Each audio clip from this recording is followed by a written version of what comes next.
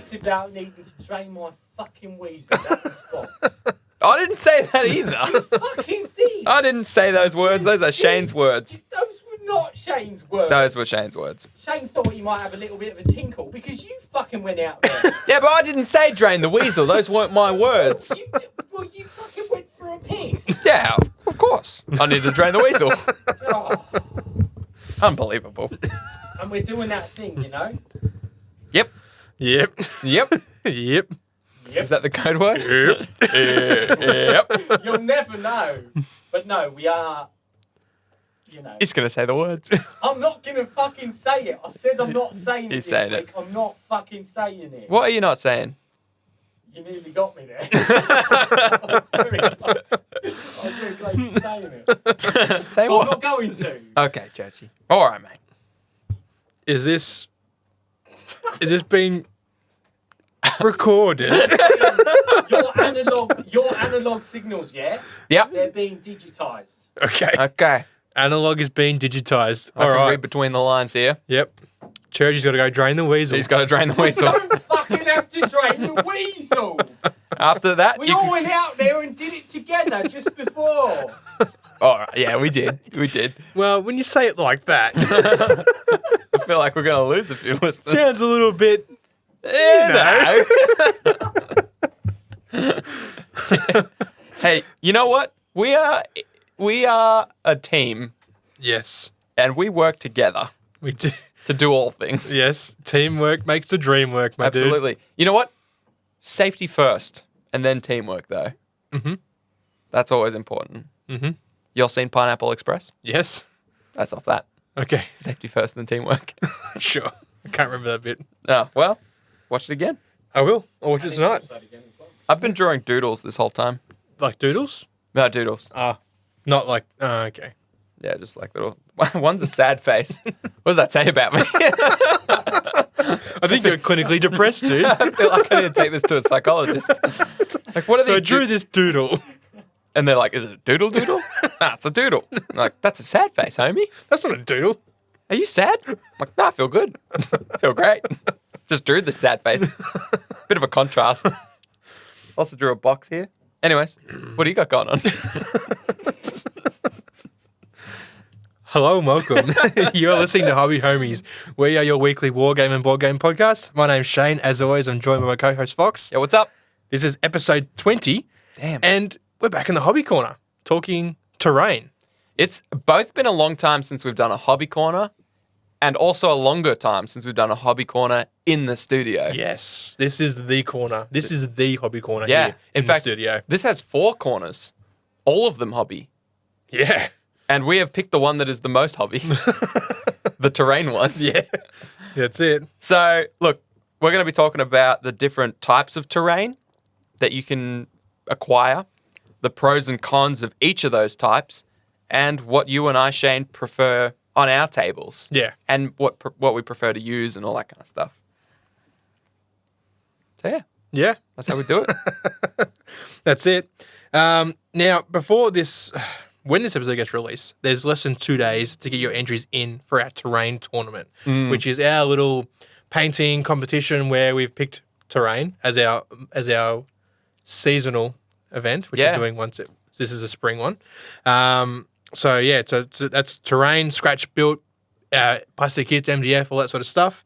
Yeah. So get your entries in if you haven't already. Yeah, true. 2 days left. So this comes out on a Sunday, which means Tuesday night. Tuesday. I think it's like Monday at like 11:59 or something. Oh, like yeah. that. Cool, Yeah. cool. Wow. I just realized how appropriate this terrain-focused episode is with 2 days left in our terrain tournament. So, like Shane alluded to, we'll be doing seasonal tournaments, competitions, painting competitions effectively. Yeah. So for the last 3 months, you've been able to work on terrain. Heck, if you think you can pump out a piece in 2 days, or even 1 day, 24 hours, maybe you got the day off work, you're feeling randy, hit it. Go on our Facebook. The event's there. You can win prizes. That'll be the case for all of our events moving forward. Yeah. Anyways, y'all don't care about that. You came for that juicy content Oh yeah. that we release every Sunday here on Hobby Homies. We're ready to dish it out. That's how we're like beautiful chefs serving out fresh content. Yeah. Yeah, but not like those weird chefs. Like with the big hats. Yeah. What's up with those? What do you reckon those were for? Hats, dude? Like little hats, big hats, tiny hats? They're all the same to me. They all fall under one Go category. on, fucking to me, I mean.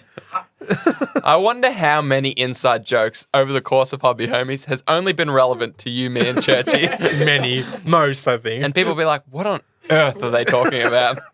Probably all of it. Don't take my little hats channel away. You don't have one. They're just hats. I want one. So, let's kick it off. Let's talk about plastic terrain kits because we're going to cover plastic with a big four, we like to call them. Yeah. That now we do. Yeah. Now we call them that. The big four, yeah. The big four. We got plastic terrain kits. Yeah, MDF terrain kits, scratch built terrain, and 3D printed terrain. That's them. That's the the big four. Yeah. Everything can kind of twinkle its way into those four categories. Yeah. So we'll hit those. We'll talk about our pros that we think, cons that we think about each kit. So, do you want me to kick off the first one? No, look, I'll get... You hit it. Let me hit it. So, Okay. first one we're talking about is plastic terrain kits. Like, plastic terrain kits generally have the easiest accessibility. Like, GW make a whole bunch. Yeah. Right? You buy them off the shelf, you glue them together, and they're they're ready to go. Yeah. Besides slapping a bit of paint on there, that sort of stuff. Generally the best detailed, Yeah. that sort of thing. Yeah. And they're bloody beautiful. They are. They are bloody beautiful. I've been spending the last week just building bulk plastic terrain kits. Yeah. Also from Games Workshop. And, oh, man. Yeah. So, the pros for those, you just said, they look incredible. Yep. That's my pro. That's my pro. Yeah. They got the best detail of all the kits. So, yeah. So, I think the way we'll do this is you and I will talk about our pros for it. Yep. Then we'll talk about our cons for each kit. Yeah. Mine is that it's, incredible detail. Like, the stuff that they can do with plastic terrain kits, they can't really do with the other things that we're going to be talking about, MDF. No, 3D printing is probably the closest, but like Yeah. plastic terrain kits, you're generally paying top dollar for it, but For sure. you get it out, you glue it together, and it's got all kinds of little bells and whistles on there. I've been building the command box terrain in there, like Yeah. the pipes, the buildings, Yeah. all that sort of stuff, and the detail is insane. Like, little wires and cabling and Yes. little speaker boxes, and they've got so many things on there. But like, Yeah. in a way, that leads to a con, which is you're sort of limited in your creativity. True. You know, because like I see these beautiful terrain kits made, and they've got like little like posters stacked up on the walls of the buildings and graffiti and all that sort of stuff. But like these have that much stuff on there. There's no empty spots. Like, Yep. Like it's just it's great, but you build it and you paint it, and Yeah. then it's sort of they all kind of look the same. you know? Yeah, I get you. So apart from like what paint you choose, Yeah. there's not a lot of room for creativity or customization. Nah. Not as much as there is with the other kits. Yeah. Yeah. I guess my con for plastic kits are usually they're the most expensive Yeah. of all these kits here, all the different ways of getting terrain. Yeah. And it's because what you said, they got better detail, it's more crisp. Yeah. It's a lot more durable than some of the other mediums as well. Yeah. Being hard yeah, plastic. Definitely a lot stronger. Yep. I've had MDFs like split and stuff in the Yeah, past. wow. Plastic generally stands up to a fair beating. Yeah, absolutely. Yeah. And the con of that, I guess, is that compared to the others, it's more expensive. Yeah. Yeah, definitely. So, what about MDF terrain kits? So we talked about plastic. Better detail is the big pro of those. Yeah. But they're also more expensive and less room for creativity. Yep. MDF. What strikes you as the biggest pro for MDF kits? Straight up, cost effective. MDF kits are normally a third of the price of a plastic kit. Yep. Like I've looked at some of the miniature scenery makes some really good ones. Knights of Dice makes some really good ones. These are all Australian, Cool. Melbourne brands. Yep. Um, So you can jump on the Googs. the Googs. El Googo. Yeah, have a look them up. Yep. I've got some Knights of Dice ones, man. Some like Gothic ruins. Yeah. I think I paid like $25, maybe $30 for like big solid buildings, proper man. thing. Like Yeah. 12-inch by 12-inch by 3 stories high. Like Wow. these things are big kits. Yeah. For the Test of Honor series that we are still doing, Yep. I bought some buildings from Sarissa Precision, which is Yeah. an MDF printing company. Yep. It's not local, but they charge like $5 shipping. So Wow. it feels local. Yeah. You know, it takes Yeah. a little while though, is the only thing, and you're not supporting local. Which Yeah. always support local if you can. If you can, yeah. But yeah, it was like $12 for a little house. Yeah, nice. And I just thought to myself, look, even if this was 3D printed, Yeah. you know, you'd need a printer or a company that does this with a bigger bed. Yeah. Or if it was a plastic kit, this thing would cost me an arm and a leg. Oh, yeah. But for $12, yeah, phenomenal. Yeah, man. So you're right. They are cost effectively really good. They also are a bit of a blank canvas. Yep. So that's my pro, is that it's almost just a framework for if you're a bit of a creative person and you want to customize this in a way. Yeah, man. For example, for me, I bought a kind of a blank house for an MDF kit, but I want to make it Japanese. Yeah. So there's some like wood palings and different roof and all these kind of things I'm going to add to it to give Yeah. it a bit of flavor. That's the benefit of these, is that often they're just going to be straight blank walls for you to add your little creative flair on. That can also be a con though, because like you might not want to put in that extra effort. Like you might not want to like detail the walls, because if the walls are just blank, like you think of any building in the world, the walls aren't always perfectly flat, right? They've got some sort of texture to them, whether it's a True. wood grain or a render or something like that. Yeah. You might need to somehow apply that. So that takes more time there. Yeah.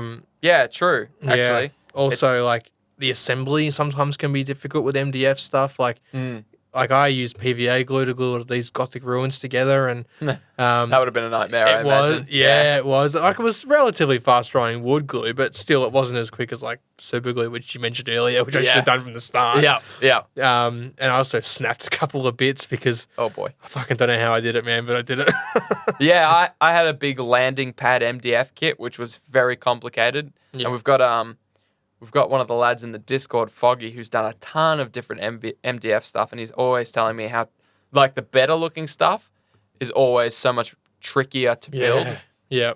You almost have to use super glue on those because, like, you don't want to spend days building this. Yeah. So you like super glue X and Y together so that it can go into Z Yep. and multiple times over. So like you almost have to, but I mean, super glue is tricky to work with in that scale. Yeah. Because I found myself when I was building the landing pad, I constantly glued my fingers together. I'm not a smart man, so that might be a byproduct of that, I guess. But also, like, sometimes I would put things in the wrong spot or upside down if they were similar. Like, I was trying to do it quickly. Yeah. And so I'd have to try and tear it off. But the super glue had already dried, so it took, like, you know, a layer of paper off it almost. Yeah, yeah. Because MDF is a funny material. Like it's medium density fiber board. I'm pretty sure is the Oh, damn. actual term for it. Dropping So it's facts. it's actually like it's kind of like chipboard or particle board. Yeah. It's little pieces of wood actually glued together. Lay it up. Yeah. Okay. Yeah, so that's why it's difficult. It can be difficult to work with. Like you said, you know, your fingers get stuck to it and you tear a piece off. Like, Yeah. it's that. It's not as strong as like actual timber or wood. Yep. So, like, yeah, when I snapped it, I can't remember what I was doing. It was in the assembly process. I was trying to get it together, or maybe I put it together wrong and I was trying to pull it apart or something like that. But the Gothic ruins, which are beautiful for sort of like Fox said, a blank canvas. Yeah. They were just really difficult to work with, and they protruded out very far and all that sort of stuff. But like, It's like Yeah. the more complete kits that you get, things that you can build and then paint and slap on the table, the trickier they are to assemble. Definitely. The more room for error. I remember Foggy complaining about, I think it was building a bridge or a wall that looked phenomenal. Like, you didn't have to do anything to it. Similar to the best part of a plastic kit is that you can just assemble it, slap paint on it and go, and it looks great on the table. oh yeah, But the MDF kits that have that same complete kind of, I guess, vibe to them yep, are also the ones that are just a bloody nightmare to put together. yeah, And it makes sense. The more detail, the more tiny fiddly bits there are. So, yeah, I guess that's the con, like you said. Also, like you touched on, if you don't add stuff to them, they do look incredibly plain. Yeah. Like, if I were to just build and paint the houses that I had and not like put what is it called, thatched roofs on top and other like little bits of wood and Little embellishments here and there exactly and and stuff. texture, I'm gonna have to like scrape some texture in. Yeah. If I didn't do that, they would just look plain as heck. Yeah. Absolutely plain as heck. In that same sort of breath, though, like you can overdo terrain where it takes away from the miniatures, right? Because you spend all this time painting the miniatures, and if your terrain just blows you away, you kind of look straight past the miniatures. Where if your terrain is kind of not average, but it's like satisfactory, right? Yep. And your miniatures are above average. Then the terrain acts like a backdrop for them. Yeah. You know? It's funny you say that because when I was like in the process of me building all this Necromunda terrain, I was watching a video on some bloke. I was just like, how to paint Necromunda quickly. Into the tubes. And old mate was like, the way he sees terrain is just like that. It's the backdrop for a setting. And you don't want that backdrop to be too busy or too crazy. So he just does a lot of dry brushing. He sort of keeps within earthy, dull, muted tones. So that the miniatures can pop and the scene can be about them. Not about the terrain itself. Exactly. I don't know if that was just his excuse to paint it quickly and quick and dirty. Works, and I get it. I get around it. So, MDF, cheap, quick. I mean, it's an opportunity for you to flex your creativity. And add on to it. But also could look plain. That's MDF. The next we're going to hit is scratch-built terrain. Ooh, scratch-built terrain. Now, this can be as expensive or as cheap as you want it to be. Totally. You could build it with nothing but like stuff that you find at home, in the garage, at work. Like sometimes I see stuff at work and I'm like, this could be something, you know? Like there's always little things where if you have enough creativity that you can put that stuff together.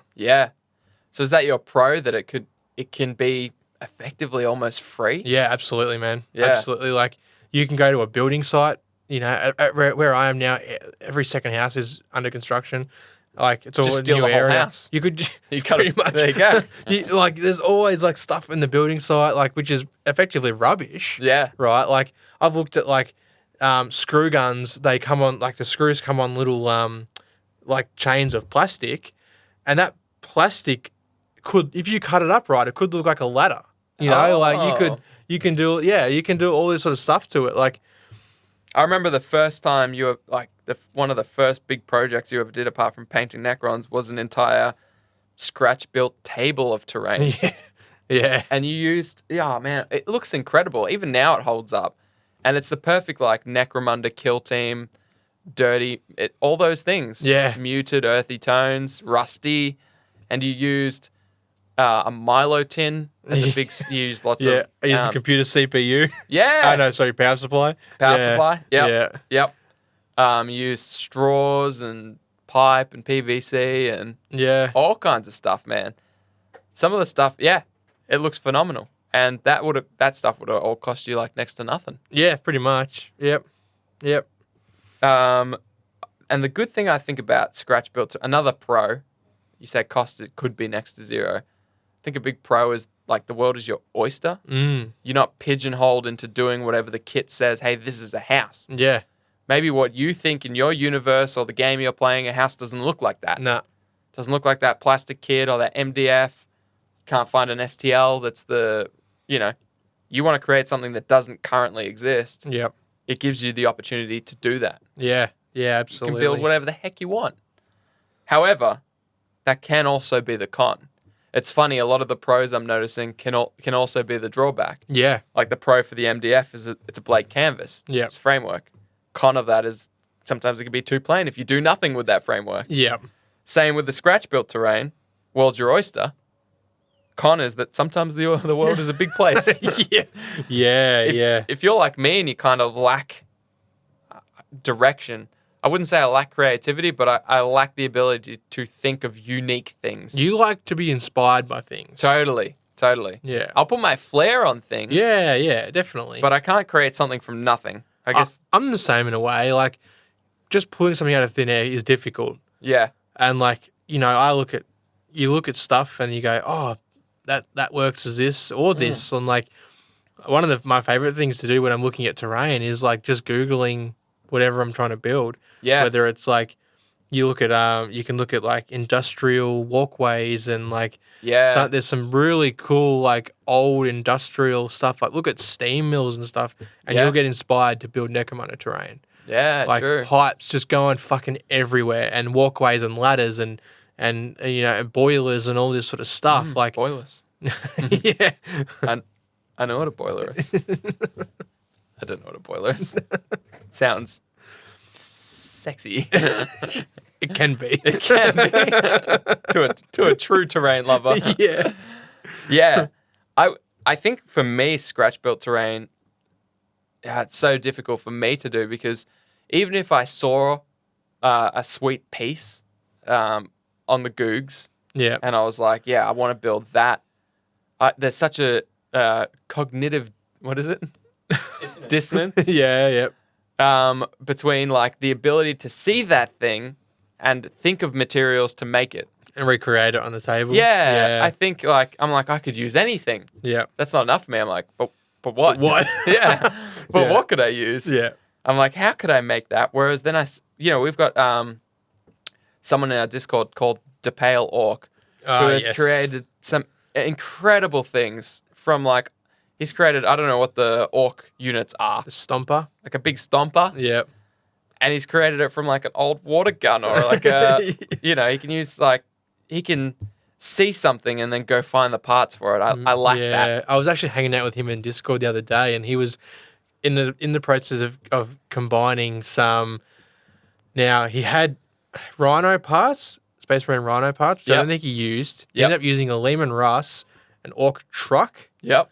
And like he was just putting this together. So orcs have a transport vehicle of some kind. I don't know what it's called. Yeah, we don't know orcs here. No, but he had the Lehman Russ and he had the arse end of it and he had the truck, big like open like carrier bit at the front where all the models would stand. Yep. And like he's just picking up these things, and he had one he built out of like a Land Raider. I think they call him a killer. It's like a kill tank or something like that. Or something? So it's like an orc thing, kill tank or something like that. And like, just putting all these things together. So the creativity, like some people have it. Yeah. Like really, really have it, just naturally have it. Yeah. And I think some people need to be inspired by certain things. And I think we fall into that latter category there. We need that inspiration. Yeah.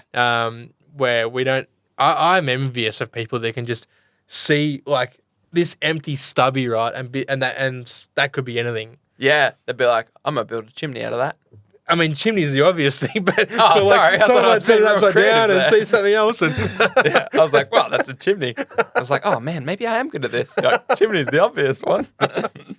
Yeah. Even us, there's certainly different levels. Like you obviously probably Googled industrial terrain and made your whole scratch built table effectively. Yeah. But like you had bullet casings and Yeah, I like the details. yeah, The little you details. had tons of stuff. And I'm Cutting just up rivets, man. I was cutting pin heads off, like hundreds and hundreds of pins. just for rivets. Just for rivets, yeah. That's it, man. Before I learned there was easier ways to do it. Yeah. Oh well, you live, you learn. Yeah. That's a con though of scratch built terrain. Yeah. It takes time and it takes effort. True. A lot of time and a lot of effort. Yeah, that is true. If you are time poor, Yeah. scratch build is very tough to justify. Yeah. That's probably a big reason I stay away from that. Yeah.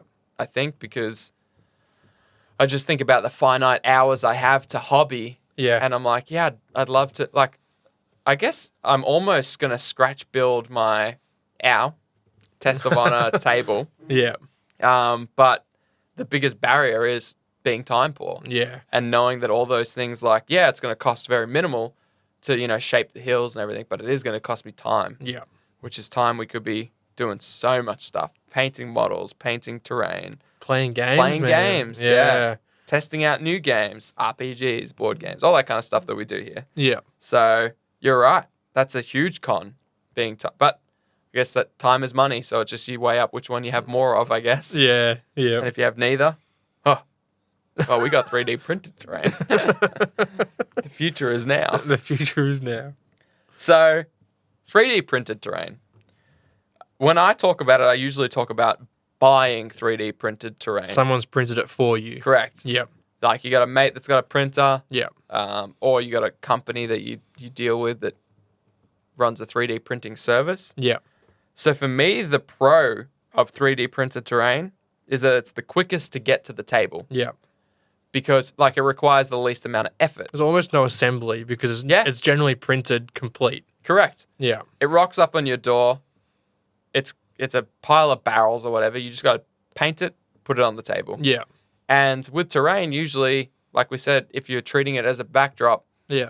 painting it doesn't take all that much time. Nah. It's a prime. Yeah. dry Prime, brush. one color, Yeah. a shade, and a dry brush, and then you're done. Yeah. Yeah. Some cheap washes or whatever. Yeah. And then boom, it's on the table. Yeah. So as someone that wants to get shit on the table at ASAP, that's a big con for me. Yeah, that's your jam, man. Yeah. Yeah, hell yeah. Yeah, and there's also a lot of variety, a massive range of STLs if you have your own printer. That's true. So, like, some websites have them for free, some websites have them for a couple of bucks. yeah. You pay for this digital copy and you print it yourself on your own printer or your mate's printer or a printing service. There's a lot of printing services nowadays. Yep. So you just hit someone up and say, can you print this for me and post it to me? Totally. We've got a dude in the Discord who prints all our stuff for us. Oh, he's a dream. Lethal. So, yeah, like, you know, when you've got all those files online, websites dedicated to 3D printing files, Yeah. yeah, there's just so much out there for that. And because they're community created, you know, the community overall has quite a wide variety of different styles and looks and ideas. So whilst if you buy a plastic kit from Games Workshop, you're limited to whatever their creative desires are. Yeah, yeah, If you buy an MDF kit, you're limited to the things MDF can do, yep, but also whatever the MDF companies have actually created. Whereas when you're 3D printing, the amount of STLs you can find out there, which is the type of files that 3D printers use. yep. There's actually a ton of different ones. We shouldn't even say STLs. True. But yeah. Yeah. You're right. There's a huge range. Yeah. So quick to get to the table, huge range. What do you got for a con? What's bad about 3D printing? You got to own a 3D printer. Or know someone Or know that does. someone that does. Knowing someone that does is fine because you don't own it. Yeah. But they take a lot of work. Totally. And they're almost a hobby in their own. Yeah. Like, I had a 3D printer. I say had. I still have it, but it's... You don't use it, so it's dead to you. It is dead. Yep. But that's dead because I worked it too hard. Oh. I had it going for like 3 days straight and Man, what did you even print? I can't think of a thing. just shit. Yeah, okay. Like, I didn't know what I was doing really. And like, I'm just like, I'll get up in the morning, I'll scrape off the thing that printed overnight. Yeah. I'll set something else to print. I'll go to work, come home, scrape it off. This thing was working fucking 24 hours a day. Damn, the workhorse. Oh yeah, I cooked it. Yeah, you cooked it hard. Now. Yeah, I'm like, what is that? What is that smell? Like, oh no. Next minute, run upstairs. Just imagine the thing on fire. Oh god. It's not. Thank fuck. It's the equivalent. It's just melted a bunch of It's stuff. just melted. Yeah. So I actually cooked the circuit board inside it. Oh wow. Yeah. Hard cooked it. Yeah, yeah. I think I could fix it if I pulled it apart and cleaned it out and rewired it. But Didn't you buy it secondhand already? yeah, I got it for like $50. But So- it's a good unit. Like it was the Audi one that Audi had for $400 maybe like 2 years ago. Yeah. Maybe 3 years ago now. And my mate upgraded, Rory.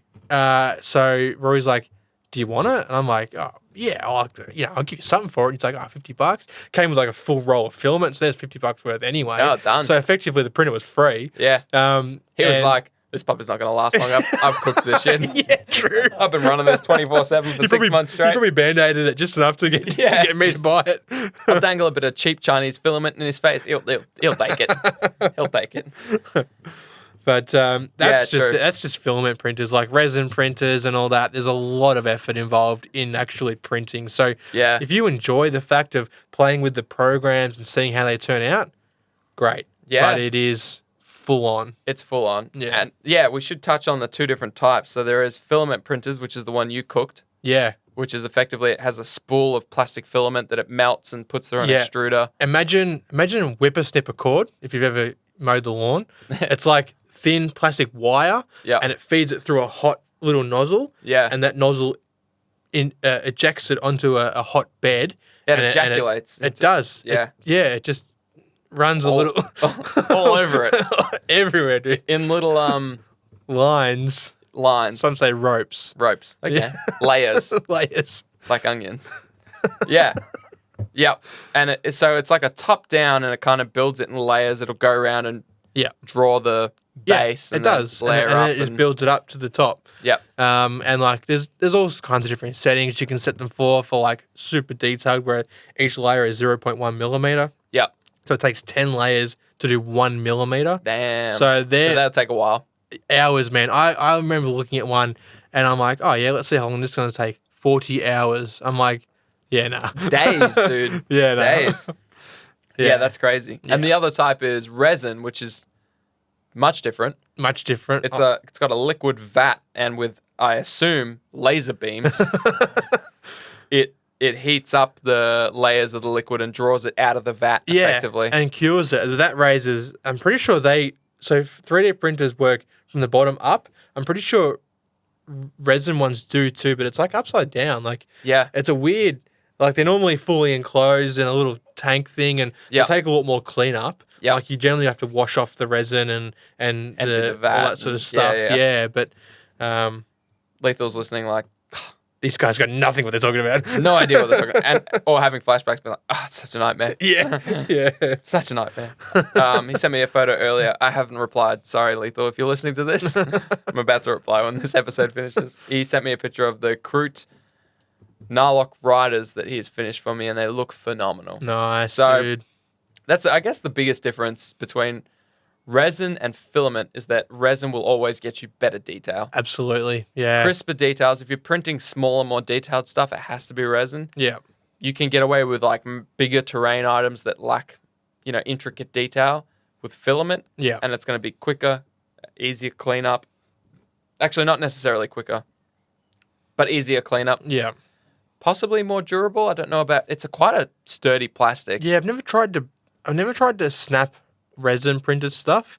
I've tried to break. Why would you? I've tried to break filament printed stuff, and it can be hard. Yeah. It depends on the what do they call it? Like the inside, like you build up the infill. Infill, yeah. Yeah. So I tried printing stuff with like a low infill and just snapped it like it was nothing. Yeah. But you build something up with heavy infill, Yeah. which adds time to your print and course. also uses filament, but Yeah. it adds a lot of strength.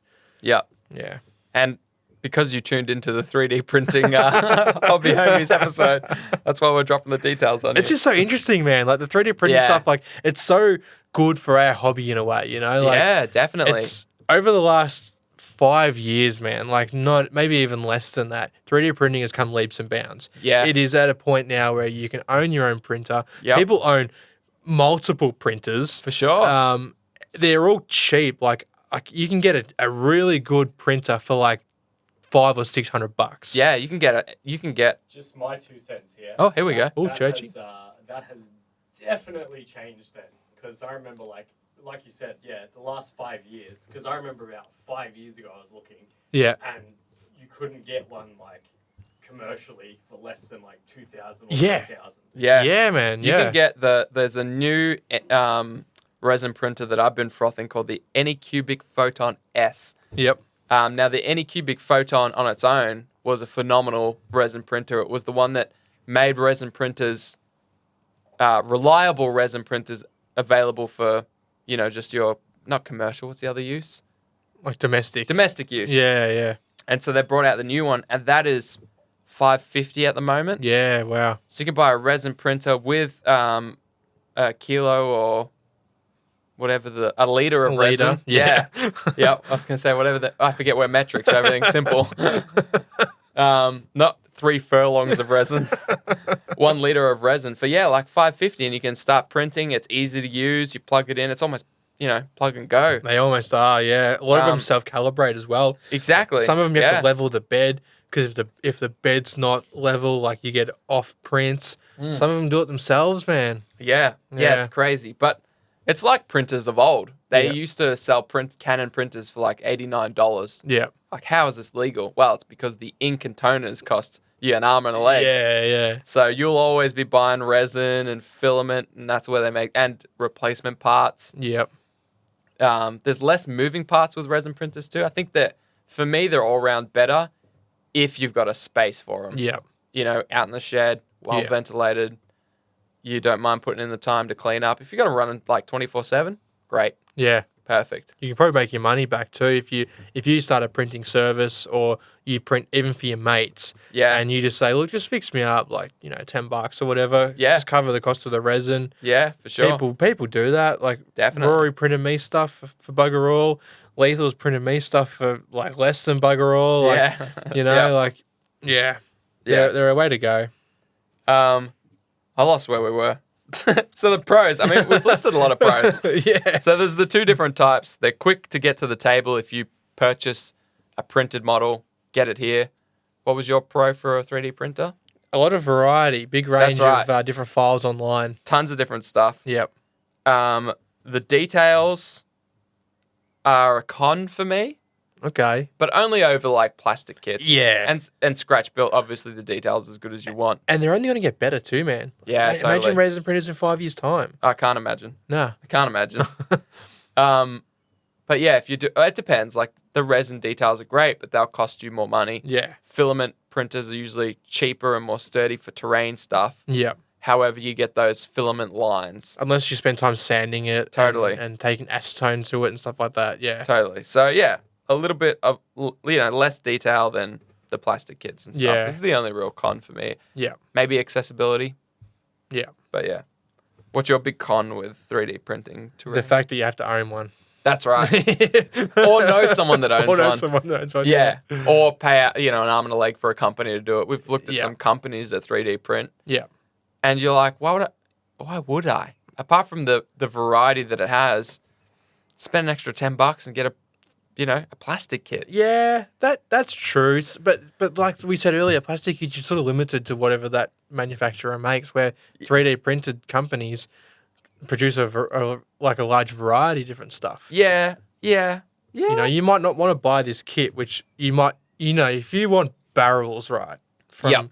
From Games Workshop to get barrels, you have to buy the shipping container, the box, right, with Totally. like 2 containers in it or whatever, and crates and barrels. But Yep. all you want is barrels. You don't want Okay. the fucking container and the crates. You want barrels. Oh, I would not use them. But yeah. You pay $80-$90, whatever it is, for the GW one, and you get like 12 barrels. Yeah. You pay $50 to a 3D printing company, and you might get like 40 barrels. Like you get a shitload. Yeah. Okay. Yeah. I see what you're saying. I rate 3D printing companies. Like I think Yeah. some of them out there, like one of the ones I look at, like OTP Terrain, they do a lot, and they're like they have a huge variety of different stuff on there. Yeah. All OTP sorts. Yeah. is actually one of the ones I was thinking of for the con, because I've seen some of their stuff where I'm like, I look at it and it's like a sweet building or Yeah. whatever, and I'm like, it's $110. Yeah, there are And I'm some like- on there which are really dear. Yeah. And I was like, Yeah. if I wanted to spend $110 on like, it's going on my table as terrain, I could get a $110 plastic kit that would look infinitely better, Yeah. detail wise. Yeah. Put it together, slap it on the table. Yeah. Yeah. That's when I'm thinking I would rather buy a plastic kit. But Yeah. like you said, if you're thinking of like specifics, maybe I want specifically that building and it doesn't exist in a plastic kit. Yeah. Well, really, 3D print's my only option. So, Yeah. Yeah, definitely. so It's only going to get better though, I think, with time. yeah, it's going to be interesting. People have been talking about it for years, but like what 3D printing is going to do to the mini industry Yeah. once they get that good. Yeah. Because already I can have Lethal print me some dope stuff that looks phenomenal. Yeah. Looks phenomenal. It looks better than some other companies. I'm not going to say Games Workshop because their stuff is bloody fucking awesome. Yeah. Yeah. Nothing can rival those hard plastic kits, but No, there's not some yet. companies that are, trying to get off the ground or whatever, and they're releasing some models to try and get the game going. Yeah. And like old mate down the road he's a little bit down the road, but can print me off some models that have better detail Yeah. than those. I feel for those companies that are starting now, they have to compete with 3D printers. Yeah, tough. GW have had it good for so long. It's only now that they're worried about 3D printers. But even then, like I don't think they Yeah. are worried. I wouldn't be worried. Like they've got the name, man. They've got the Yeah. range. Yeah. They've been around for 45 years or however long it is now. And yeah. um, Couple of moons. yeah, Couple big moons. a couple of big moon dogs, mate. yeah. Um, Yeah, and But plus, yeah. oh man, I've been looking at like the Brewmaster looks like an insane model, dude. he Some of is the a sick model. Yeah, Yeah. just some of the. Anyways, that's the details in the hard plastics of GW. We're not reps. No, by no, any not means. at all. Not Just at all. fanboys. Yeah. So I'm curious. Out of plastic, MDF, scratch built, 3D printed terrain, which do you prefer? I mean, obviously there's pros and cons to all of them, as we've discussed. Yeah. And depending on your financial situation, time situation, creativity standpoint, it's going to dictate which one of these you use. But if I were to tell you, Shane, Yeah. you only get to use one of these for the rest of your life, Oof. which do you go? Probably plastic kits, man. Okay. Probably plastic kits. You Just, spend that bit of extra coin, I think get some so. fresh plastic. I think so. Not only like MDF kits don't really come with instructions to put together. So true. So some of the times I was looking at those Gothic ruins that I got, and I'm like, where the fuck does this go? Like, Did you ever jump? Was this Knights of Dice? Did yeah, you jump on the website? maybe are they on there? Yeah, they're on there. Oh, okay. I'm No, pretty I sure. don't think I did. Yeah. I can't remember. But I'm like, just print it and just slip it in it's there. A4 piece of paper. Yeah, exactly. The school charges me 5 cents to print to this. Yeah, one piece. Yeah, Yeah. yeah. I think I'd go plastic kits if I had to pick one. Yeah, I like all of them. Don't get me wrong; they've all got their little aspects which I appreciate. yeah, But I think if I had to bite the bullet and just pick one, I just still to deal with plastic kits for that detail, man. yeah, Yeah. yeah. And we both work full time. I'm not going to say like money is not an object for us because it is. Yeah. But I'm gonna double down with the plastic kits too, Yeah. simply for the reason that I just want to play the games. Yeah. You know me, I'm all about playing the games. Oh yeah, dude. I don't care about. If I could not paint minis, Yep. not paint terrain, not do anything, I would. If you didn't have to build the minis, you wouldn't. Oh dude. man, if I could pay someone to build me a mini for like $1 a mini, if you're listening to this and you do that, I'll build minis for you for $1 a minute. oh, there we go. There you go. He's listening. Yeah, absolutely, absolutely. So for me, plastic terrain, like 3D printing, you think would win out? Yeah. because like you get it, and I've loved the 3D printed stuff I've gotten Yeah. because but I think. Like building terrain's not too difficult. From a plastic kit, I've No. learned from like even the most complex kits, clip it out, scrape it up.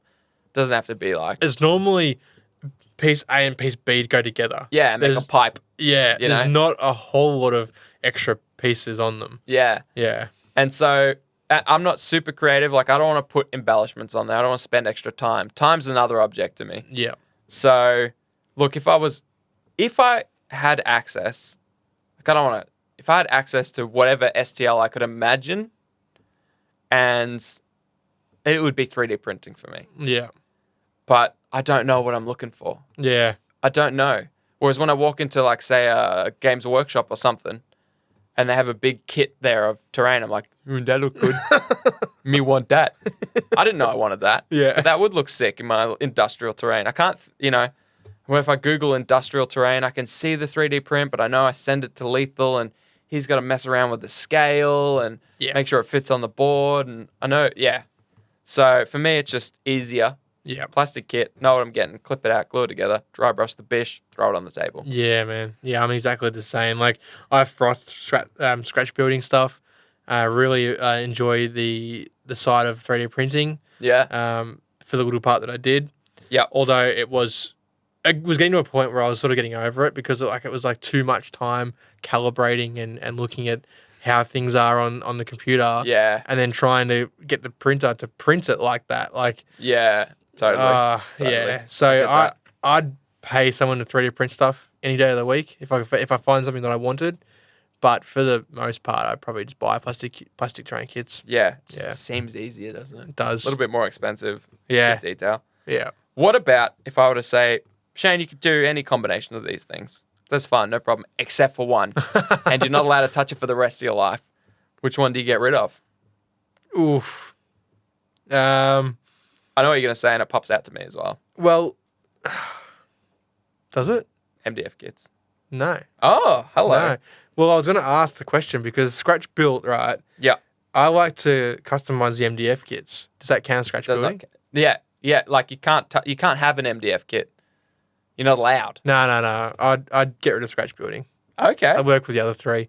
I'd Okay. customize the MDF kits a bunch. Yeah. Like I wouldn't like go on and like cut them in half and change them, but I'd like I'd add details to them and like little bits and pieces like pipes and little stuff like that. Yeah. But I would probably eliminate scratch building. Okay. Yeah. All right. Just because the time's too much for you? Or? Yeah. Yeah. Time's a killer. I would get rid of MDF because I'm like, what does it do that 3D printed terrain doesn't? Yeah. Okay. You know, I'm like, if I wanted a blank canvas and something to add on, I can possibly find an STL. Yeah. Add on to that. Yeah. Not to mention it comes already built. It's a hard plastic. It's not a different medium. No. You know?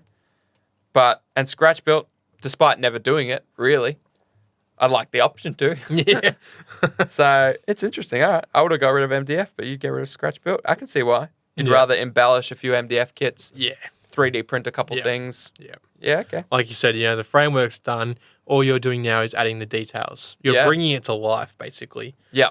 You've got this thing which is, it's good enough if you primed it, maybe zenithal a few different colors and then dry brush the shit of it. Yeah. It'll look good. Yeah. But if you really brought it to life by adding like little pipes and like maybe window frames and posters and graffiti and rubble and all that sort of shit, you'll Okay.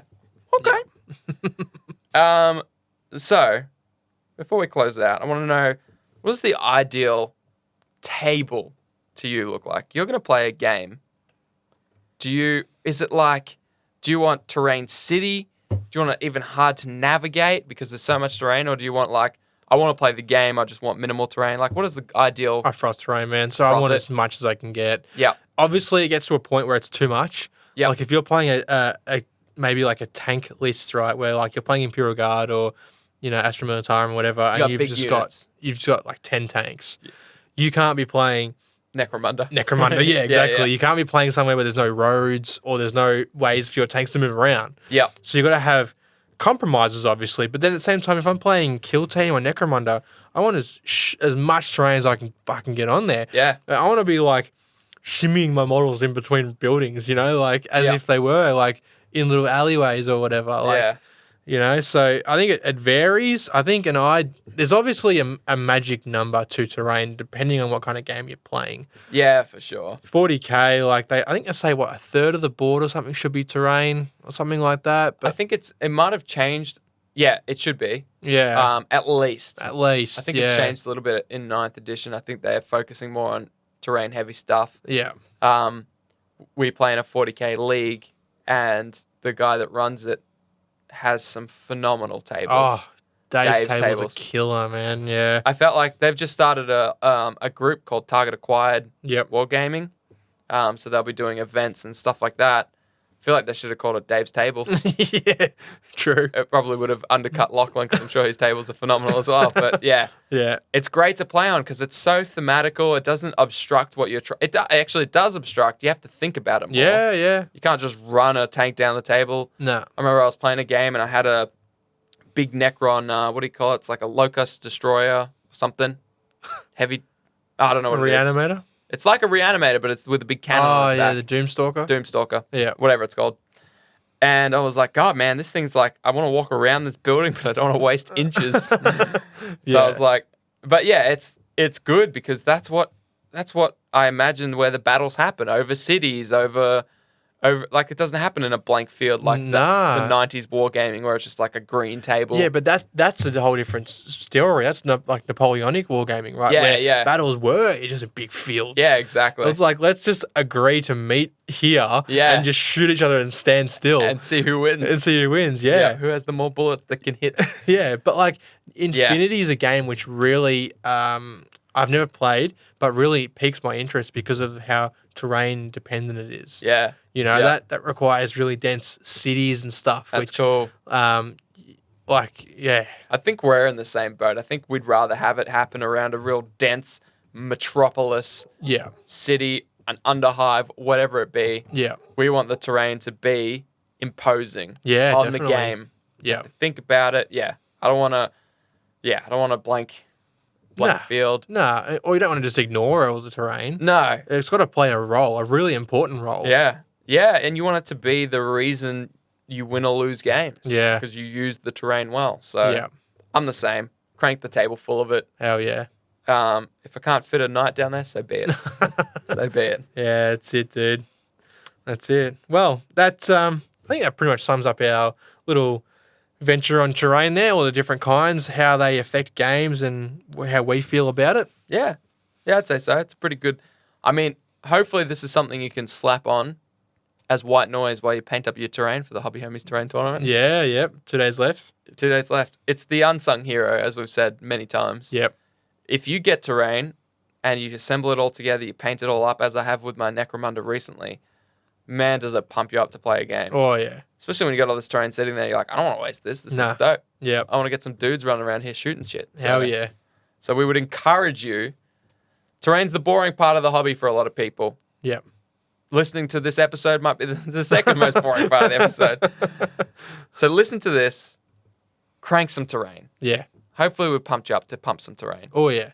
We also jump in the Discord. Hell yeah. Jump in the Discord. Tell us about your terrain. Show us your terrain. Hell yeah. I want to see that terrain. Yeah. You think we Terrain look at pics, porn? please. No. No. We're in the Discord looking at your terrain pics. Yeah, that gets us going. Show us before and afters. Show us unpainted terrain. Yeah. Raunchy. And then your painted terrain. We froth that. Yeah, so our Discord's an awesome place where we get everyone together. We also do live episodes there. So if Fox just I discards distracted you. his paper to the ground, I had a piece of paper, but I'd read everything on it, so I threw it to the ground like it was a mini I painted. it just floated down like an awesome Didn't it? leaf. Glide, didn't it? Yeah. Anyways, Yeah, yeah. sorry to distract you. No, you're right, dude. Discord is dope. Tell us the giveaways and the events going on. Totally. Heaps. Oh. I'll be brief because y'all, for those who have entered, they're like, I don't want to hear about it. I've already entered. Yeah.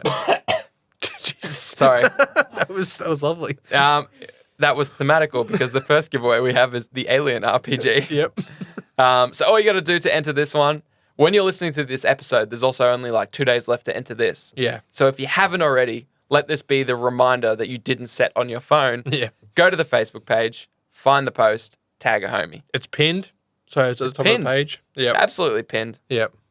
The second giveaway is our Patreon only giveaway, which is a test of honor. Feudal Japanese Yeah. warband of sorts. Yes, which can be used in Test of Honor. Yeah, specifically designed for Test of Honor. Yeah. There'll be enough in there that you can just build them, paint them, play a full scale game of Test of Honor. Yeah. Which is, in my mind, super dope. Yeah. So hopefully you like it. If you're listening to this and you're like, oh, actually, I was thinking about becoming a Patreon one day. Appreciate you. Appreciate you big time. Yeah, love you. Do it. I love you long time. Do it in the next 2 days and you'll be able to swoop in on this giveaway. You might win it. Oh, yeah. Oh man, boy, would everyone be mad at you, our long time patrons. Like, hey guys, I just got here. I just thought I'd sign up for your Patreon. By the way, I won the comp. So that could be you. That could be you. And you guys, if you check out hobbyhomies.com, you can stay up to date with all the latest giveaways and events on our Facebook page. Discord links, all that sort of juicy stuff is on there. Yeah, we do hobby hangouts in Discord once a month. Totally. Honestly, between the Facebook page and the Discord, it's the places to be. Yeah, and you can find links to all of those at hobbyhomies.com. Totally. We try to keep hobbyhomies.com minimalist. It is. It's just got buttons on there. You're like, I want Discord. It's 8 buttons. 8 buttons. 8 buttons, in fact. I don't even remember what 3 of them do because I know we got Discord, Facebook, and then some others. Yeah. So those are the main ones. Yeah. You'll find everything there. Yeah, hell yeah. And a massive thank you to our patrons. We couldn't do this without you guys. We got Final Dinosaur, Foggy Highway, Churchy, Dave, Rory, Caitlin, Rad Rooster. Now it's your turn. So, I knew it was my turn, but I just wanted to see what you would do if I paused for a long time. You responded well. You've passed the exam. You can be my co-host. Oh, wow. Okay. We've also got Arkham Leper, Whack the Ewok, Joe, Lethal, MJ, Burnsy, Elko, Oliver. A lot of these you'll hear us, well, not just these, but all of our Discord players as well. Yeah. You'll hear us reference them throughout all of our episodes, I think. Yeah. Because they're part of the hobby home. They are our hobby homies. They are. Yep. We live in the Discord. We're constantly seeing things that they do. We know, what I love about our Discord is we know everyone. Yeah. And yeah, everyone's just super dope. So jump in there. You'll hear of all these fabled characters. Yeah. And you may become one. Yes. Yep. So, look, we hope you enjoyed this episode. Please tune in for Beers and Banter on Thursday. And normally we drop episodes every Sunday, and we will. Yep. But you can also tune in this Wednesday as it's a live episode. Yep. 7 p.m. Australian Eastern Daylight Time. Yeah, you really winced on that one. That really took up all the brain cells there. It did. My Australian brain- Eastern Daylight Time. Yep. All we do is we jump in the Discord and record effectively what we're doing now. Yeah. But we also have X amount of listeners jumping in the Discord, muted, of course. Listening obvious reasons. For obvious reasons.